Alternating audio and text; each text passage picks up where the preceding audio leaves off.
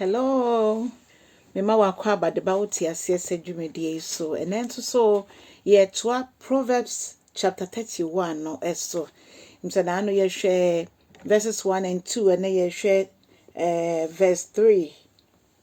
Brofo say, do not give your strength to women, nor your ways to that which destroys kings. The ninti or hini ne maame ene no ekasa. Na bibi kakra ma trɛtrɛ ɛwɔ me book yi mu na me pese yɛhwɛ mu kakra. Nokwasɛm no sɛ ya maame ne ka kyerɛ ne ba no yade emu odu pa yie. Na enema bɛn na ɔhene betimi ahwɛ ne ho so yi a ɔmfa na hoɔden enkɔma ɔbaa. Ɛnyɛ ɔhene nko a. Na anu ye kan me ekosi se yankasa kra nsumpo no ye ya ahemfo merade nti apply to a man ni meme nyina if you say yenim say meme bi omu take delight in say bia obekipi e ma bebre ni nyina na hoɔden na esen ekono afei e ma bi nso tumi yesa na ebi pese onya ma bebre chance obestike to oba baako ebi a obeware no ana bibi etesa ebi ntimi enya ne saa so stick to oba baako ana se be ma baako which in the end no affect nipa no ne daache ene ne ye bebre a esesenka onya ahoden ede ye ndide se yate ase afei so ye wo ma bi wo ho a omo botae ne se ombesei obi a waware ai obese aware no obese nipa ne life nso obeyi ani gie fi aware no mte so wanhwe ne ye na okoto ba bi ote sei ensem a obeji wa hoɔden nyina afei wenso so etimi apply to awarefo ne omo ware nyina se esese yehwe ye ho so yie na obi andada obi anje n'ani gie afei waware ana wo afei na moboabom ho posam be ware esese mo hwe mo ho so yie fi se mekan say aware na obeware nipa no emma guarantee say esese utumi edini ene ne ye ne awope yare betumi epie mu nyinsen bi betumi epie mu ebipo na mo nyam adwensem obeware in the end na yensem bebre but bra akono na bana wo pere wo ho no de wanwune kire say bibi ebetimi esi etwa say yehwe ye ho so eyie yehwa ohine Solomon oware 700 ema oyom ho ade nko ano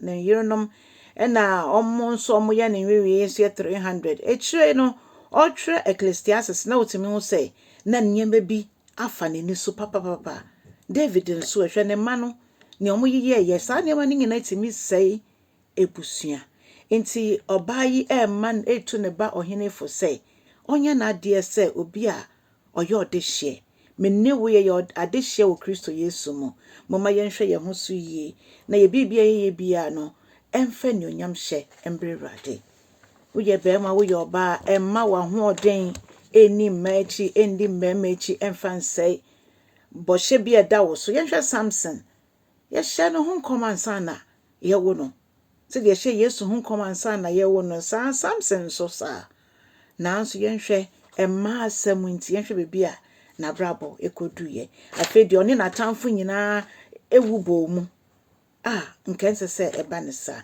na Nyankopɔn hwe se Samson baba abeji Israel efi ompokyire mu ebusia nyame de yesi nchama ne ho nti nante se odehye obi wo ho a anan se wetu anamo no aba mi musa me nkoyese onwene nyinse ana yare ana bibia bedi echi beba no nti maami etu ne bafo a na otu ye nyina nsofo bibia wo tresem no bia ye nyina ye dia yentu ye hofo ne yamfa ya hoɔden anye memasem anye emasem so wo yo warefo nso a bibia simontam wo fia bomodin na montena se na monsiesie ebiso obi wo ho a ontena sensiesie o ne mom okwa abonten akope nigie e wa abonten eno nso na wieye no emwa meni mema bebrom timi frifie afia beko akonante anu akoyare ato baby oyare dia na ye pagya no dia na abre ne yere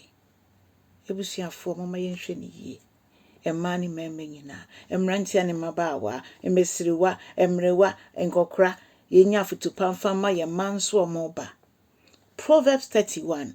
Me kan Teaseɛ Sɛn sɛ ɛyɛ emani memenyina. Enye man kwa asem. Said the virtuous woman. And no statifi verse 10. But ansa na ebedu verse 10 no. Enyema bebre wo mo. To verse 3. Ena yedia.